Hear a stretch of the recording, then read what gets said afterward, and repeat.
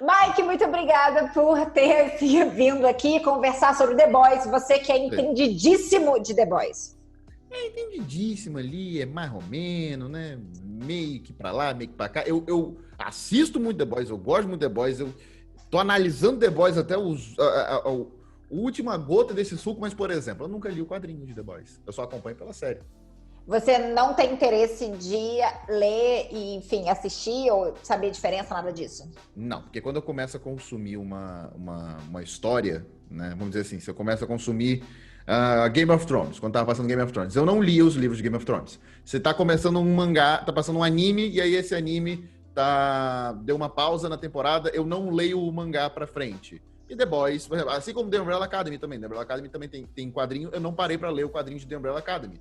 Eu espero terminar de consumir por onde eu comecei, por onde eu tô sendo apresentado aquela história. Depois eu vou ver o original ou coisa parecida, pra ver as diferenças. Mas você pelo menos procura saber se tá sendo boa adaptação, alguma coisa assim, ou você não, tipo...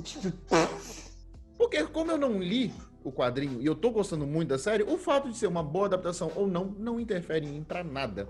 Inclusive, esse é um medo que eu tenho de ir procurar o material original. Sim. Que acontecer comigo, o que aconteceu com Percy Jackson, por exemplo.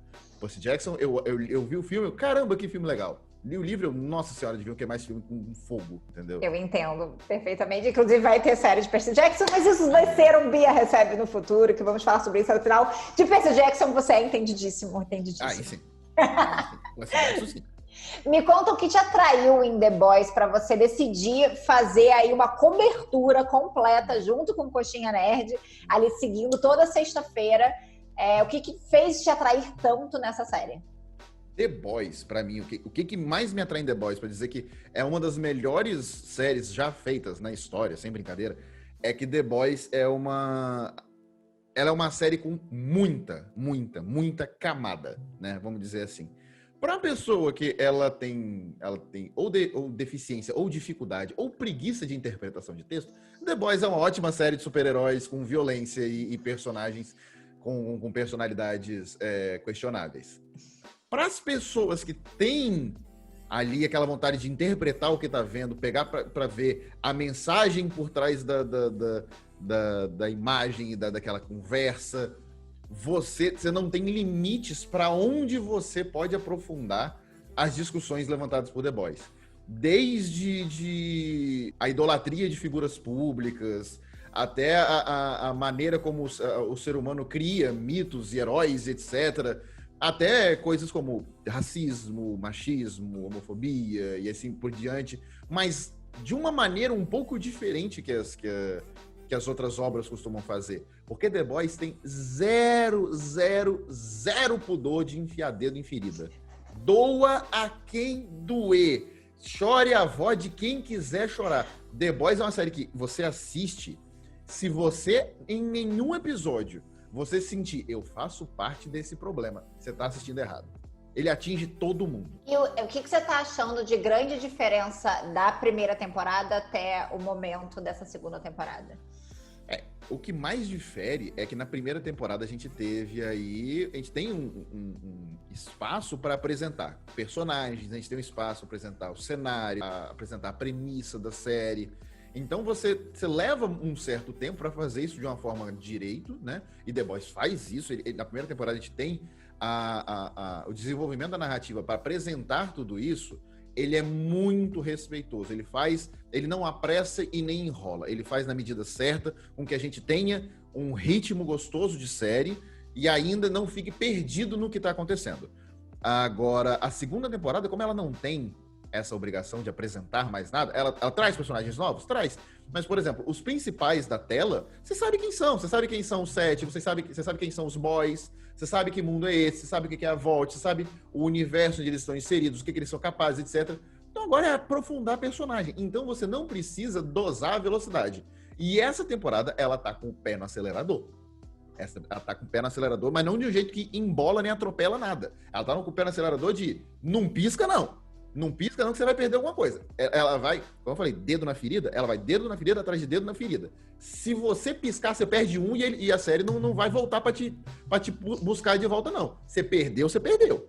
E eu tô gostando muito disso, como eles estão aprofundando mais essas coisas. Eu achei também que eles começaram a ainda pegar mais força no dedo da ferida em geral. Tipo, eu achei o gore mais pesado dessa vez. A parte toda de chamar sua atenção para esses problemas da sociedade, como você falou, que todos nós estamos metidos. Eu acho que eles ainda botaram mais na cara e ainda tipo, conseguiram abranger ainda mais pessoas que, de repente, não se sentiam representados de uma forma ruim na primeira temporada. O que acontece foi que na primeira temporada foi sutil, né? Que, inclusive, até fiz um vídeo uma vez no YouTube chamado O que The Boys Realmente Quis Te Contar, né? Que a primeira temporada ela vai falar sobre essa coisa de como a gente idolatra figuras públicas baseado na vida pública deles. Por exemplo, as pessoas que estão assistindo esse vídeo, eles têm uma imagem sobre você, eles têm uma imagem sobre mim, baseado única e exclusivamente no que a gente mostra publicamente na internet através do nosso trabalho.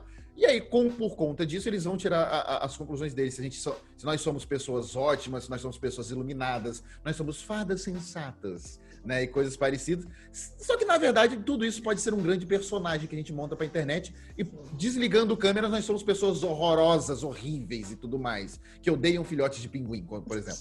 A primeira temporada, ela bate muito nessa tecla, só de uma maneira sutil. E na segunda temporada, ela fala assim, não, tá bom. Vamos falar de problemas mais concretos, mais presentes na vida das pessoas.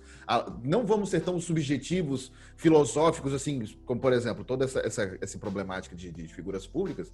Você consegue puxar desde a filosofia básica de pessoas, da criação do herói, a criação do mito, o que é um herói, o que é um mito, e etc. Por aí vai. Mas aí ficamos muito subjetivos, fica muito ali no campo filosófico.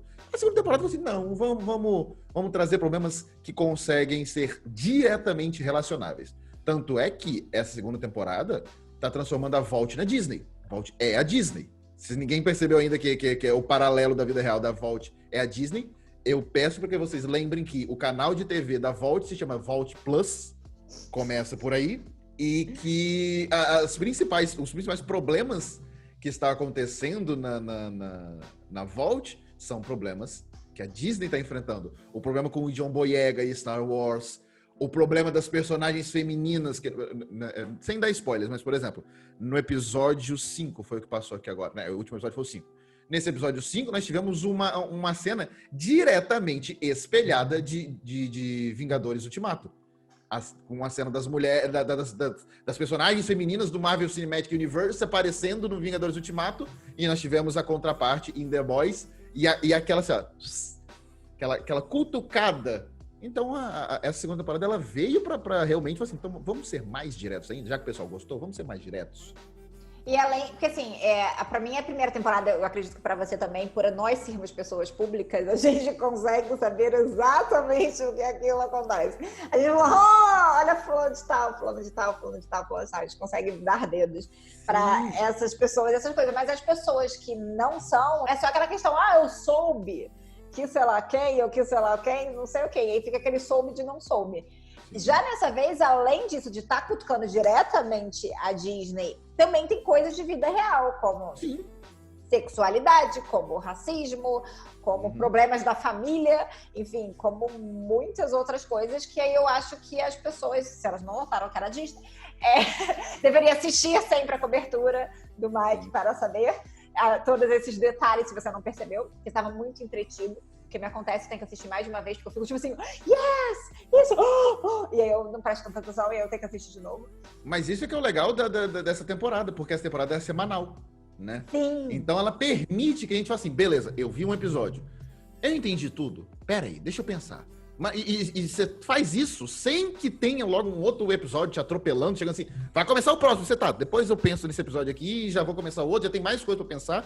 Dessa vez não, tem um episódio ali na semana, digere ele, entende ele, faz teoria, entende o que ele quer dizer. Porque é uma série que é uma série de significados. Ela não é uma série bidimensional. O que ela tá te falando, o que você tá ouvindo, o que você tá vendo, é o que era pra você tá entendendo. Não.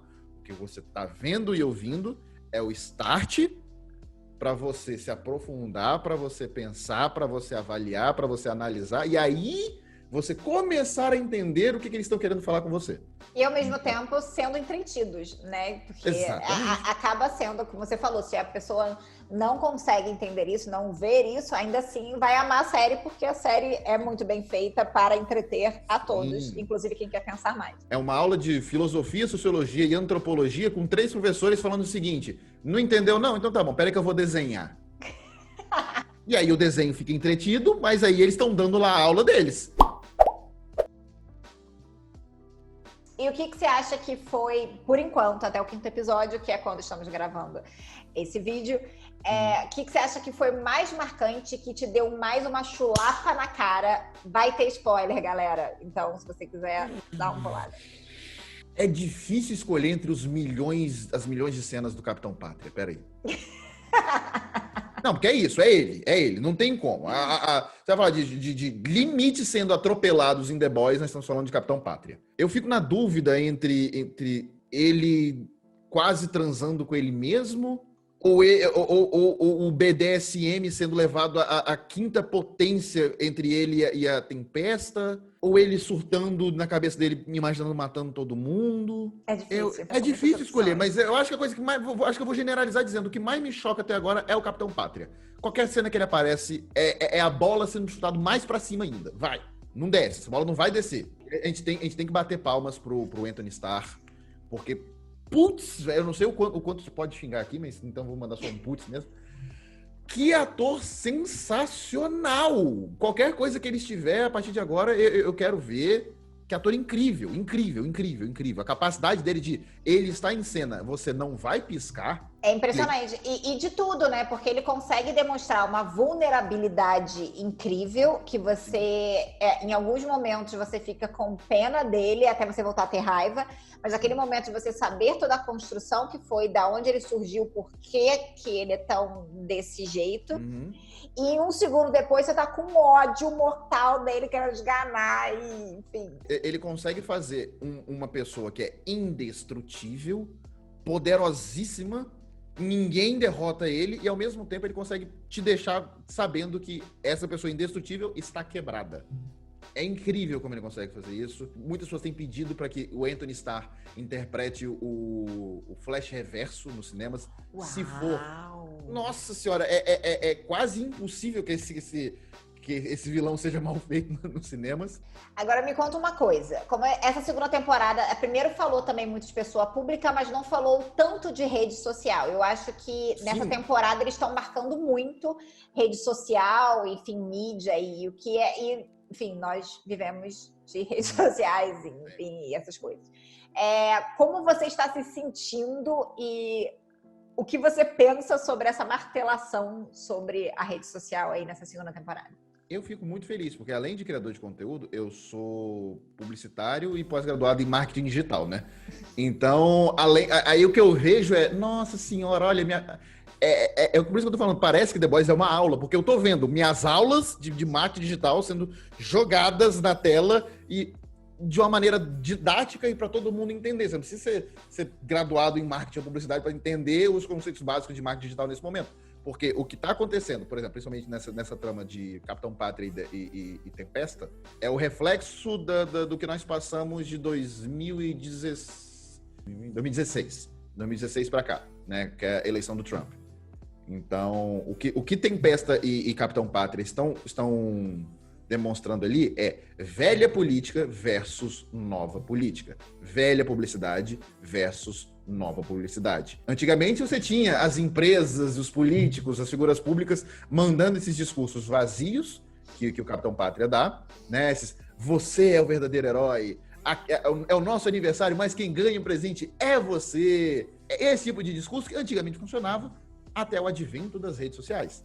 Até o advento das mídias sociais, do Facebook, Instagram, etc e tal. E hoje ali a Tempesta tá vencendo todo esse discurso vazio, todo esse monte de investimento em mídia, em TV, e autora, etc, com 5 caras fazendo meme pra rede social.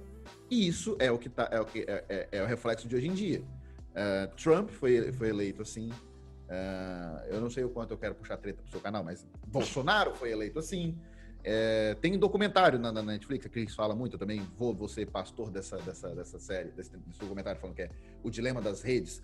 Eles mostram tintim por tintim o como as pessoas ganham com a polarização das redes sociais. E é isso que a série tá trazendo. Ela tá vindo mostrar que figura pública, mídia social, como as pessoas estão indo para novas mídias, como isso está polarizando todo mundo e como quem vence essa polarização é uma pessoa que controla os dois capitães dos dois times. Que essa mensagem quer passar? Existe uma maneira de você dominar todo mundo? Fazer com que todo mundo pense a mesma coisa? Não. Então vamos dividir em dois times, botar esses dois times para brigar e você controla quem é que comanda os dois times. Pronto, você controlou todo mundo. E é isso que acontece com as redes sociais. Quando a gente tem o Capitão Pátria e a Tempesta passando aquela cena no final, e eles publicamente estão em lados opostos, olha aí, é isso que as pessoas querem dizer. Quantas vezes vocês não estão na internet vendo uma briga de dois lados, direita ou esquerda política, Castanhari ou Felipe Neto, não sei quem, mas versus não sei quem. Vocês estão comprando lá de uma briga e nos bastidores essas pessoas estão tomando uma cerveja tranquilão, felizes, rindo da cara de vocês. Feliz com toda a visualização e com toda a mídia e tudo isso que estão ganhando, que com isso eles ganham muito dinheiro, porque é isso. E tudo que eles precisam fazer é fingir na internet que eles se odeiam. E que, na verdade, isso não é nem só na internet, isso já são coisas, tipo, do passado. A gente vê, no próprio Brasil, atores antigamente fingindo que brigavam, como atores fingindo que namoram e etc, que era do passado, exatamente, simplesmente por mídia. E o que você está esperando aí para os próximos e últimos episódios dessa temporada? Na primeira temporada, os 3 últimos episódios é onde eles colocam um paralelepípedo no acelerador, né? Nem um pé mais não. Eles só jogam um bloco de granito em cima do acelerador e vai. Então, para esses 3 últimos episódios, eu já espero que a gente comece a amarrar algumas pontas, entregar algumas respostas. E se a gente estava chocado até aqui, eu acho que não tem uma mente humana hoje que consiga apostar no limite que The Boys vai chegar nesses próximos 3 episódios. Eles estão com muito... Acho que eles abriram um leque muito grande, né, nessa segunda temporada. O Deep tá falando de religião e essas coisas. A Maeve de homossexualidade. Starlight está envolvida ali naquela confusão, ali de um lado e do outro, e vendo para resolver. Pátria e Tempesta, que já descobriram que Tempesta tem passado. The Boys com seus problemas de The Boys. Tem muita coisa aberta que eles têm 3 episódios para dar um jeitinho, pelo menos, até a terceira temporada. Eu, Cris e Panda, a gente tem uma teoria, né, algumas teorias, na verdade, que mostram que no 4º e no 5º episódio, eles já estão começando a costurar todas essas narrativas, para dizer que tudo tá ligado, e a gente só não tava percebendo. Quando chegar lá na frente, a gente olhar para trás e falar assim: eles estão avisando a gente desde o começo, daí a gente só não estava vendo. A gente tem algumas teorias de como a igreja, a Vault, o Sr. Edgar, a Tempesta e os Boys e o filho do Capitão Pátria, como tudo isso tá ligado e é uma narrativa só, não é vários arcos, é um só, e que cada vez mais vai fechando os nozinhos e no final você vai ver assim: eita, só que eu não posso contar por motivos de que é muito spoiler. Tá tranquilo, tá tranquilo. A gente vai ficar sabendo aí logo nas próximas semanas. Na verdade, quando esse vídeo sair, já vai ter alguns episódios pra frente. A próxima temporada, a terceira temporada, que já está confirmada, a terceira temporada, que a gente já sabe que vai ter o Dean. O que você tá esperando aí pra próxima temporada? É difícil você falar o que você tá esperando pra terceira temporada de The Boys, né? Porque é uma série tão imprevisível. E aí você, faltam só 3 episódios. Não, mas 3 episódios pode pegar essa série e fazer isso aqui, ó. Virar de cabeça para baixo, de uma maneira, vamos dizer assim, será que é impossível no último episódio Billy Bruto e Capitão Pátria morrerem e a Terra explodir e ser invadida por zumbi? Não é impossível, porque é The Boys. É The Boys, essa série pode fazer tudo, qualquer coisa, e você assim, tá bom, é The Boys, eu entendi. Ok, vambora, bola pra frente. Mas eu espero muito que na terceira temporada a gente aprofunde mais deixe mais de lado a briga dos boys contra o Capitão Pátria, que isso se resolva agora, né? Na segunda temporada. Eu espero muito que se resolva essa briga principalmente do Billy com o Capitão Pátria. Que isso se resolva. Foi legal numa temporada, foi legal na segunda temporada. Na terceira já vai começar a ficar repetitivo. Acho que dá para aprofundar muito mais. A gente tem outros personagens para ser aprofundados. Espero que Black Noir continue sendo mais aprofundado. Queen Maeve, profundo, Huey, o Leitinho, que é o único personagem sensato nessa série inteira, né? Então, você tem muitos personagens para aprofundar. Você tem toda essa coisa da Vault, do Sr. Edgar. Então, aprofundem nisso, ao invés de assim, deixar essa picuinha dos boys e do Capitão Pátria.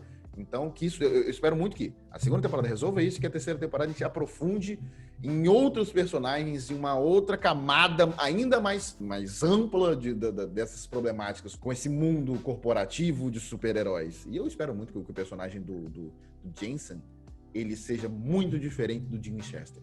Eu quero que a gente olhe pro Jensen e não reconheça mais o Jim. Eu gostaria muito que ele fosse um herói extremamente filho de que ele virar bem vilãozão, que aí vai ser bem diferente do Jim, que apesar do Jim ter essa coisa, essa pose, o Jim é um mocinho, enfim. Você acha que na terceira temporada vai se falar de outras empresas de heróis? Porque já o Capitão Pátria falou em um momento que ele não precisava da Vault. Que tinham... empresas tinham, e, enfim, e provavelmente tem até fora dos Estados Unidos, que no caso é nos Estados Unidos. Sim, eu acho que, na verdade, o grande plot dessa segunda temporada é isso, né? O grande plot da segunda temporada é a queda da Vault, né? E é uma queda proposital da Vault, né? Que o Sr. Edgar tá realmente fazendo de propósito a Vault falir para vir com outra empresa. Assim, não, nossos super-heróis não são assim, assim, assado. Mas ele também é dono da outra, né? Ele vai fazer a derrocada, vai implodir a Vault para que ele fique de mãos limpas, ele continue ganhando dinheiro, mas ele tá ali em outra empresa e ali morra quem precisar morrer, doa quem doer, a queda da Vault, mas ele tá fazendo outra coisa.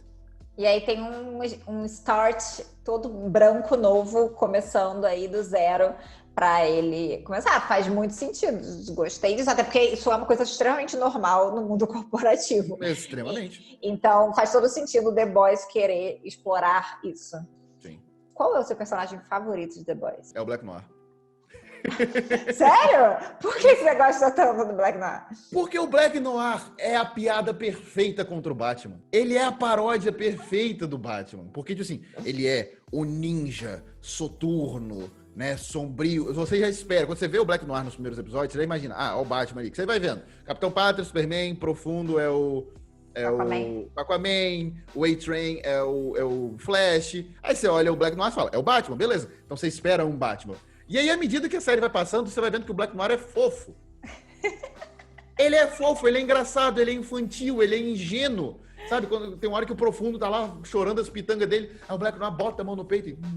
Tem hora que na primeira temporada, né, que o cara tá tocando piano na festa, o Black Noir só senta do lado dele, olha pra cara dele assim, mete o pé. Não fala nada, só olha, e o cara vai embora enquanto ele tá ali tomando um suquinho. Então o Black Noir, eu gosto muito. Primeiro que ele é engraçado. Segundo que ele é uma paródia muito boa do Batman. Terceiro, porque é a prova de que é um personagem muito bem feito, que ele não tem expressão facial, ele não tem nada, ele não tem uma fala e você sabe a personalidade do Black Noir. Você sabe como é o personagem. Você sabe que ele é ingênuo, sabe que ele é infantil, você sabe que ele é leal, você sabe que ele não questiona, sabe que ele é muito bom no que ele faz, sem ele falar nada, nem mostrar expressão facial. Então eu adoro Black Noir. Faz sentido, faz sentido. Eu, Cris e Panda, a gente tem uma teoria muito forte do Black Noir, que aí eu não posso falar porque é um spoiler muito grande. Mas tem em algum canal de vocês, em algum lugar, essas teorias?